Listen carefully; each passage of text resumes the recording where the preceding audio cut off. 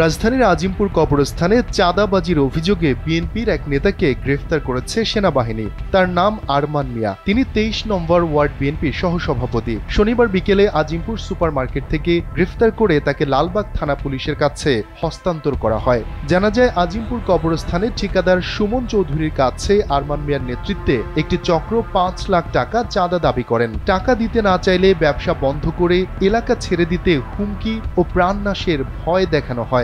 গেল 26 অক্টোবর বিকেলে চক্রটি ঠিকাদার সুমনকে গালাগালি করে ও হুমকি দেয়। পরে সুপার মার্কেটের নিচ তলায় আরমানের অফিসে নিয়ে গিয়ে মারধর করে। এ ঘটনায় কয়েকদিন ভয়ে ঠিকাদার এলাকা ছেড়ে থাকতে বাধ্য হন। এরপর পরিবারের সদস্যদের পরামর্শে কয়েকদিন পর থানায় একটি মামলা করেন সুমন। লালবাগ থানার ওসি মোস্তফা কামাল খান গণমাধ্যমকে ঘটনার সত্যতা নিশ্চিত করে বলেন, এই বিষয়ে মামলা হয়েছে, পরবর্তী আইনানুগ ব্যবস্থা প্রক্রিয়াধীন রয়েছে।